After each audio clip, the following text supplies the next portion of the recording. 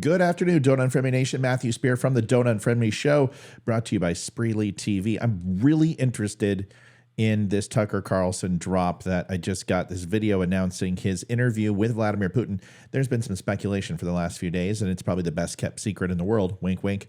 But his actual 4-minute pump up video for this was, in my opinion, probably one of the most palpable things that I've watched in a long time. And I tend to explore the internet quite a bit and do this show. And I was really hell-bent on this isn't a good idea. And then I completely changed my entire perspective. We'll see what you do in just a second. I'll see you in 15. Do you want the truth? Are you tired of being so confused? You feel like you're more f***ed up than the lies on the evening news? Well, just step right in. We can talk about it all as friends. And if you want, we can hunt it. Still Point, STIILPOINT, the Don't Unfriend Me band. Find them on iTunes. Tucker Carlson, good, bad, or indifferent. It's really up to you. It doesn't matter what you think of him. The guy is extremely successful because he has a perspective that people enjoy listening to. I wish I had his numbers, but there are times I've disagreed with Tucker Carlson. There's a lot of times I agree with him. And like everybody, I tend to weigh each situation on the actual context of what's taking place versus what the person's saying. And it's a very difficult thing to do because you want to be loyal to what you consume and you want to be open-minded to everything somebody says. But the only way to truly be open-minded is to not necessarily base your decisions on who's giving you the information, but the information itself. This is a great video for that. And it does not matter what you think of Tucker Carlson. When you watch this, you should be moved by the why, what he is doing, and whether you love him or hate him. You'll understand. Watch this, listen to it, and then I have a perspective at the end. I hope you are going to get the same feeling that I did when I first started watching this. Here it is. We're in Moscow tonight. We're here to interview the president of Russia, Vladimir Putin. We'll be doing that soon. There are risks to conducting an interview like this, obviously, so we've thought about it carefully over many months. Here's why we're doing it. First, because it's our job. We're in journalism. Our duty is to inform people. 2 years into a war that's reshaping the entire world, most Americans are not informed. They have no real idea what's happening in this region, here in Russia or 600 miles away in Ukraine. But they should know. They're paying for much of it in ways they might not fully yet perceive.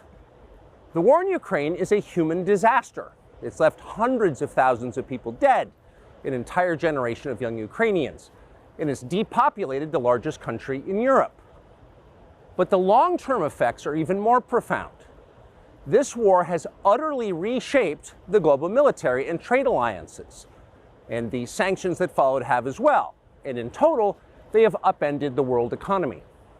The post-World War II economic order, the system that guaranteed prosperity in the West for more than 80 years, is coming apart very fast, and along with it, the dominance of the US dollar. These are not small changes. They are history-altering developments. They will define the lives of our grandchildren. Most of the world understands this perfectly well. They can see it. Ask anyone in Asia or the Middle East what the future looks like. And yet the populations of the English-speaking countries seem mostly unaware. They think that as nothing has really changed. And they think that because no one has told them the truth.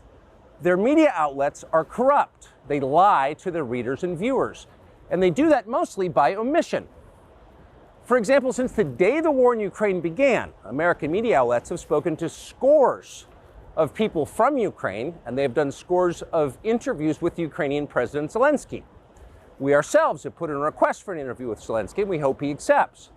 But the interviews he's already done in the United He won't. States are not traditional interviews.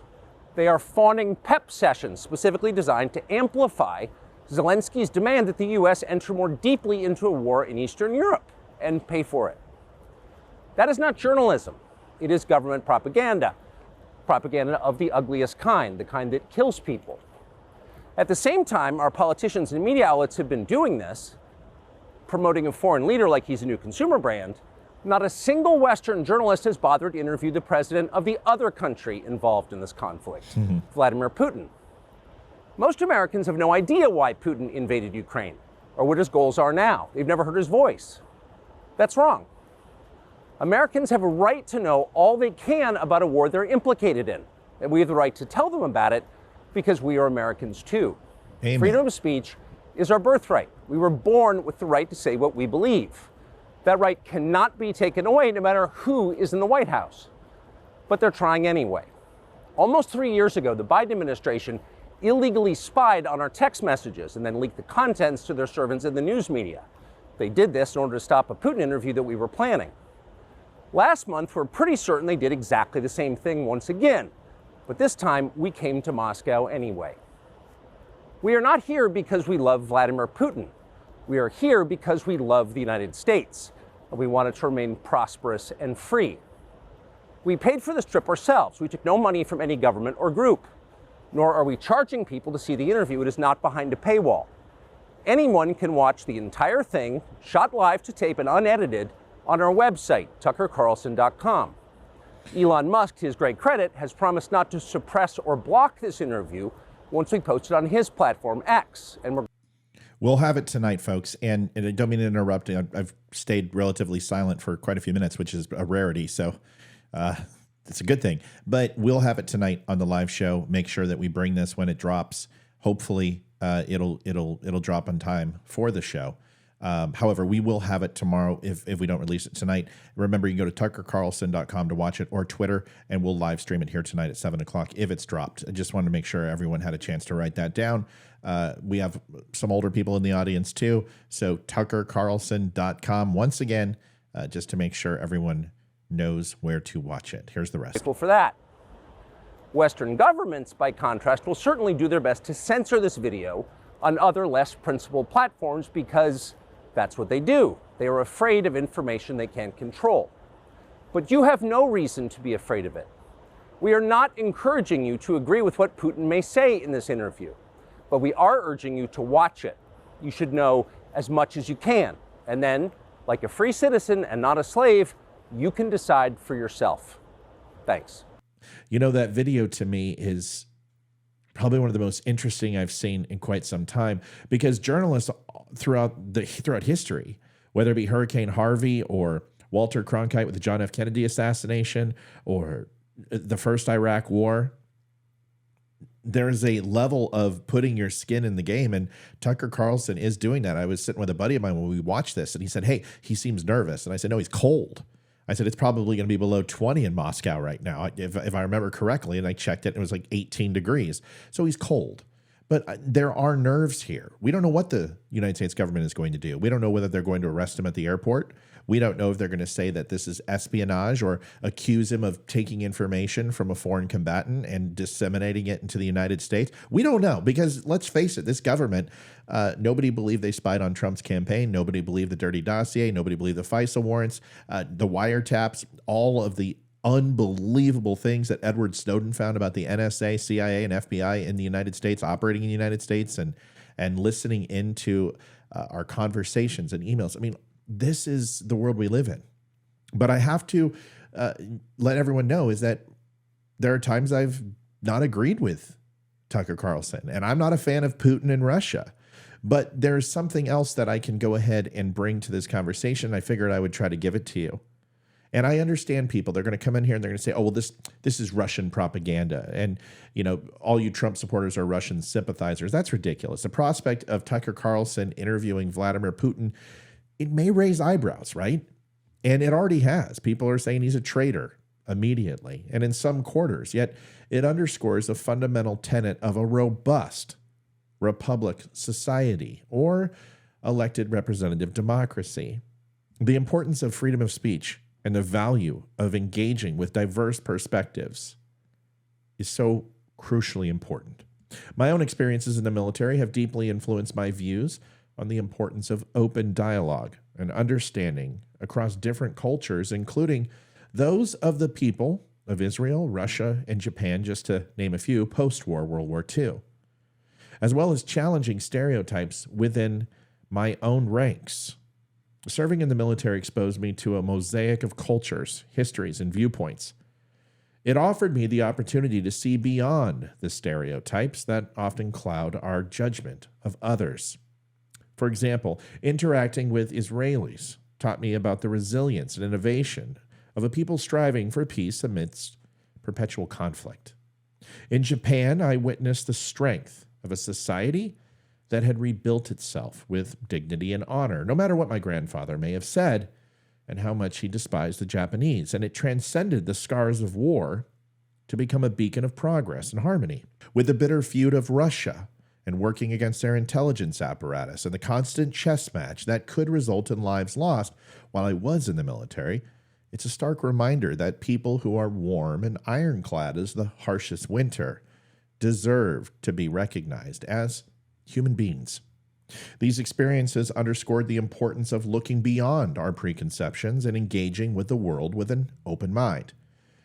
They taught me that every individual, every culture has layers and complexities that defy simple categorization.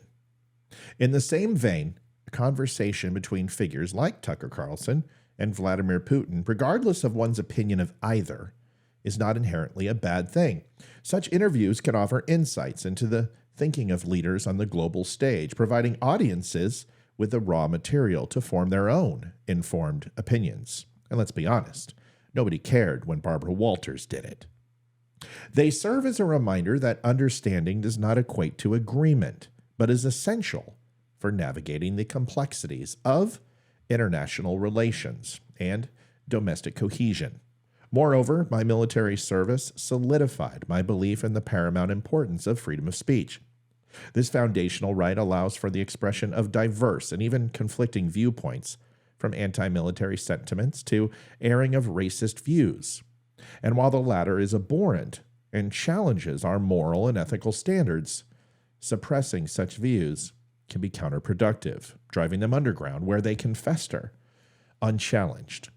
Open dialogue offers the opportunity to confront and debunk harmful ideologies, promoting a more informed and empathetic society. This is what we try to do here on the Don't Unfriend Me Show. Listening to all opinions and critically evaluating them is a crucial cognitive process. Deciding what we will allow into our personal belief systems or reject is not just an act of intellectual engagement, but a fundamental exercise of our freedoms. This process is what enriches our perspectives, enabling us to grow and evolve both personally and collectively. Although I may not have the delivery of Tucker Carlson, I hope that these perspectives allow you to listen with an open mind and with an open heart. I know it's hard. I know it's hard listening to a differing opinion, and it challenges our own personal belief structure and ideologies. However, nobody can control how you feel. Nobody can control how you react, which is free will personified, which is not just given by the Almighty, but also the natural law of things through the Constitution of the United States and the Bill of Rights. Use your voice. Be curious. Ask questions. And Tucker Carlson earns my utmost respect for doing just that. We'll see if he comes on tonight, and I would love to watch it with you. 7 o'clock, we will be live, and we will try to bring that to you, or we'll bring it to you tomorrow. Thanks for watching the Don't Unfriend Me Show. My name is Matthew Spear. Do me a favor, stop by the show at thedumbshow.com. Pick up the new shirt, Veterans Before Illegals. We just released it today, and possibly something else. Appreciate you so much. We'll see you at 7 o'clock tonight. God bless, and good night. Adjusting transmitter output. This is the Don't Unfriend Me Show with your hosts, Matt, Leroy, Amy, Olivia, and Mike. Geopolitics, military analysis, and election coverage. Coming to you live on the Spreely.tv network and all major social media channels at The Dumb Show.